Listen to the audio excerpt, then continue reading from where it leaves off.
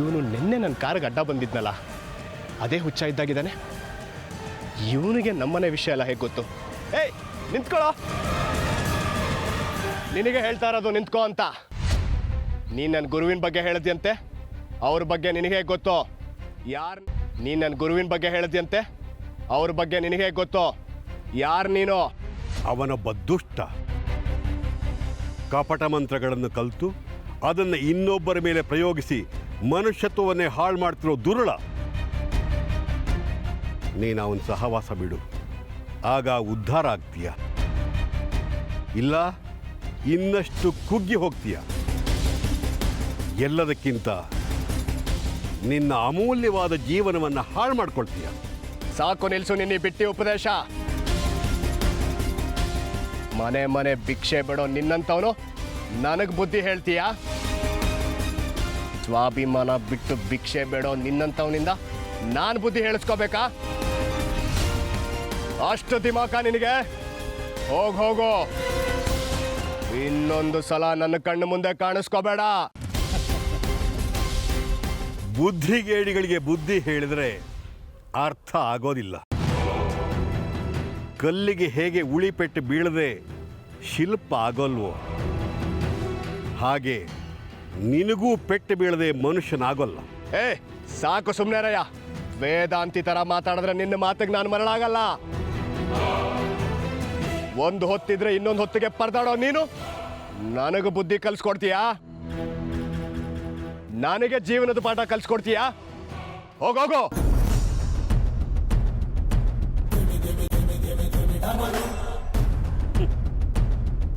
ದುರುಳನ ಬುದ್ಧಿಗೆ ಧೂಳು ಮೆತ್ತುಕೊಂಡಿದೆ. ಅದು ನಾಶ ಆಗುವವರೆಗೂ ಬುದ್ಧಿ ಮಾತು ಮನಸ್ಸಿಗೆ ನಾಟೋದಿಲ್ಲ.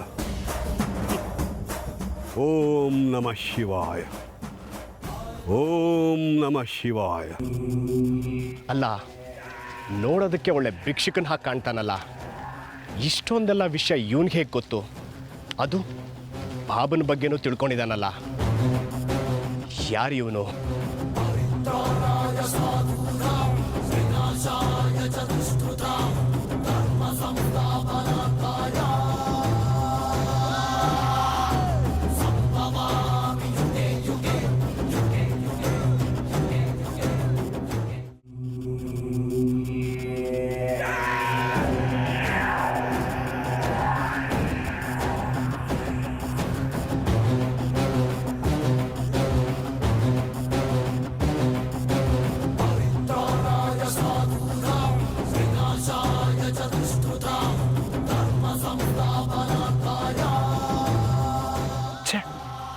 ಆ ಸ್ವಾಮಿ ಎಲ್ಲಿಗೆ ಹೋದ? ಎಲ್ಲೂ ಕಾಣಿಸ್ತಾ ಇಲ್ಲ. ಇಲ್ಲಿಲ್ಲ ಅಂದರೆ ಇನ್ನೆಲ್ಲಿಗೆ ಹೋಗಿರ್ಬೋದು? ಅವನಿಗೊಂದು ನೆಲೆ ಅಂತ ಇದೆಯೋ ಇಲ್ವೋ? ಅಥವಾ ಅವನೇನಾದರೂ ಒಂದಿನ ಇಲ್ಲಿ ಇನ್ನೊಂದು ದಿನ ಇನ್ನೆಲ್ಲೋ ಅಂತ ಮನಸ್ಥಿತಿ ಅವನಾದರೆ ಹೇಗಪ್ಪ ಅವನು ಹುಡ್ಕೋದು?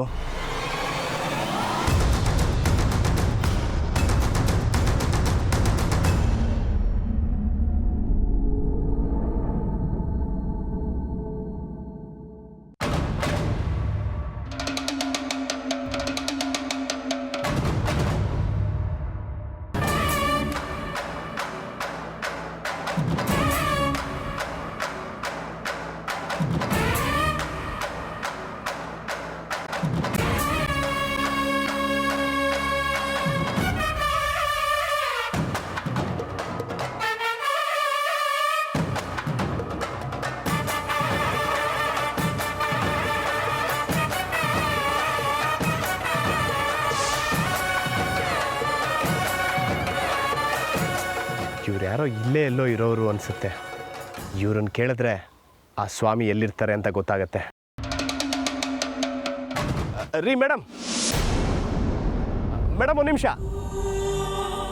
ಇಲ್ಲಿ ಒಬ್ಬರು ಭಿಕ್ಷುಕನ ಥರ ಇರೋ ಒಬ್ಬರು ಸಾಧು ಇದ್ದಾರೆ. ಅವ್ರು ಎಲ್ಲಿದ್ದಾರೆ ಅಂತ ನಿಮ್ಗೇನಾದರೂ ಗೊತ್ತಾ? ಇಲ್ಲ. ದಯವಿಟ್ಟು ಗೊತ್ತಿದ್ರೆ ಹೇಳಿ ಮೇಡಮ್, ನಾನು ಅರ್ಜೆಂಟಾಗಿ ಅವ್ರನ್ನ ನೋಡಬೇಕು. ಗೊತ್ತಿಲ್ಲ ಅಂತ ಹೇಳಿದ್ನಲ್ಲ, ಬೇರೆ ಯಾರನ್ನಾದರೂ ಕೇಳಿ. ಅಲ್ಲ, ನೀವೇನು ಈ ಕಾಡ್ದಾರಿಲಿ ಒಬ್ಬರೇ ಹೋಗ್ತಿದ್ದೀರಲ್ಲ, ಒಂದು ಕೆಲಸ ಮಾಡಿ, ನೀವೆಲ್ಲಿಗೆ ಹೋಗಬೇಕು ಅಂತ ಹೇಳಿ, ನಾನು ಡ್ರಾಪ್ ಕೊಡ್ತೀನಿ. ಆದರೂ ಅವಶ್ಯಕತೆ ಇಲ್ಲ. ಹಾಗಲ್ಲ, ಈ ಕಾಡಿನಲ್ಲಿ ನೀವು ಒಬ್ಬರೇ ಎಲ್ಲಿಗೆ ಹೋಗ್ತಾ ಇದ್ದೀರಾ ಅಂತ. ಯಾರನ್ನಾದರೂ ಹುಡುಕ್ತಾ ಇದ್ದೀರಾ? ಅವ್ರು ಯಾರು ಅಂತ ಹೇಳಿ, ನನಗೆ ಗೊತ್ತಿದ್ರೆ ನಾನು ಹೇಳ್ತೀನಿ. ಹುಡುಕ್ತಾ ಇರೋದು ತುಂಬ ಮುಖ್ಯವಾದವ್ರನ್ನ.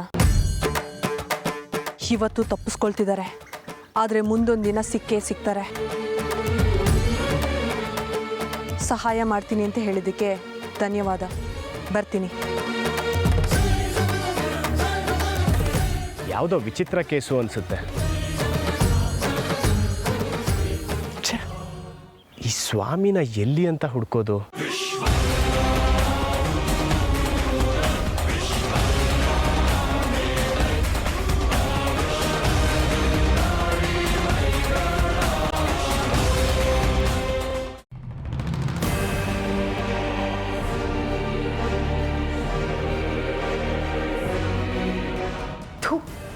ಈ ಮನೆಯವ್ರಿಗೆ ಸ್ವಲ್ಪನಾದರೂ ನಿಯತ್ತು ಅನ್ನೋದೇ ಬೇಡವಾ? ಇಷ್ಟು ದಿನ ನನ್ನನ್ನೇ ಈ ಮನೆ ಸೊಸೆ ಮಾಡ್ಕೋತೀನಿ ಅಂತ ಹೇಳಿ ನನ್ನ ನಂಬಿಸಿ, ಈಗ ಅರ್ಜುನ್ ಇನ್ಯಾರನ್ನೂ ಇಷ್ಟಪಡ್ತಿದ್ದಾನೆ ಅಂತ ಹೇಳಿದ ತಕ್ಷಣ ಎರಡು ಕಪ್ಪಾಳಕ್ಕೆ ಬಾರಿಸಿ ಮಯೂರಿನೇ ಮದುವೆ ಮಾಡ್ಕೊ ಅಂತ ಹೇಳ್ತಾರೆ ಅಂತ ಅಂದ್ಕೊಂಡಿದ್ದೆ. ಹಾಗೆ ಮಾಡಲೇ ಇಲ್ಲ. ಇಷ್ಟು ದಿನ ಅರ್ಜುನಿಗೆ ನಾನೇ ಹೆಂಡತಿ ಆಗ್ತೀನಿ ಅಂತ ಕನಸುಗಳು ಕಟ್ಕೊಂಡು ಇದೇ ಮನೇಲಿ ಇದ್ದೀನಲ್ವಾ, ನನ್ನ ಕತೆ ಏನು ಅಂತ ಇಷ್ಟು ಯೋಚನೆ ಮಾಡಿದೆ.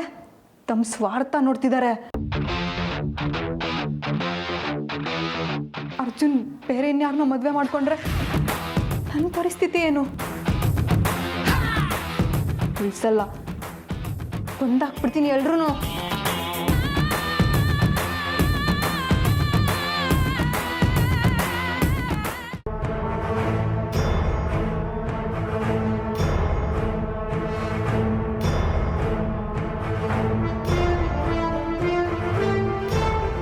ಎಲ್ಲೋದ್ರು? ಎಲ್ಲೂ ಕಾಣ್ತಾ ಇಲ್ಲ.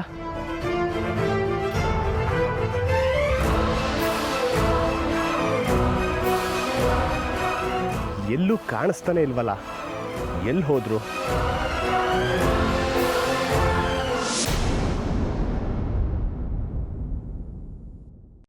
ಇಲ್ಲೇ ಇದ್ದಾರೆ.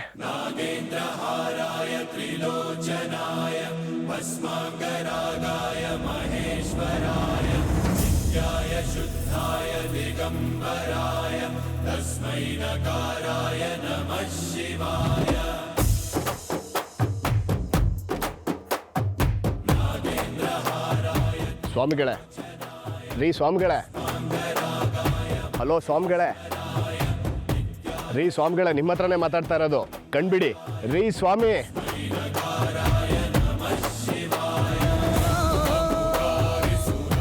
ಧ್ಯಾನದಲ್ಲಿದ್ದ ನನ್ನನ್ನು ಯಾಕಪ್ಪ ಎಚ್ಚರಿಸಿದೆ?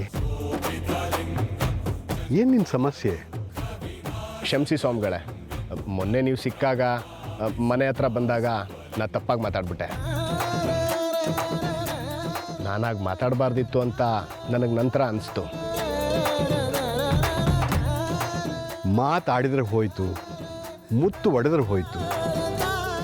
ನಿನ್ನ ತಾಯಿ ದೇಹ ಮಾತ್ರ ಅಲ್ಲ, ನಿನ್ನ ತಂದೆ ದೇಹವೂ ಸುರಕ್ಷಿತವಾಗಿದೆ. ಅದೇ ಉತ್ತರ ದಿಕ್ಕಿನ ಕಡೆ ನಿನ್ನ ಒಬ್ಬ ಶತ್ರು ಇದ್ದಾನೆ. ನೀನು ಅವನನ್ನು ಹುಡುಕಿ ನಿನ್ನ ಸೇಡನ್ನು ತೀರಿಸ್ಕೊ.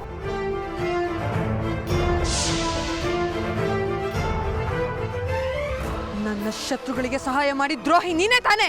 ನಾನೇ. ಇದೇ ನಾ ಹುಡುಗಿ ಮನೆ. ಅದು ಯಾರಾದರೂ ಆಗಿರಲಿ, ನಿನ್ನ ಅವಳ ಲವ್ ಬ್ರೇಕಪ್ ಮಾಡದೇ ಇದ್ರೆ ನನ್ನ ಹೆಸರು ಮಯೂರಿನೇ.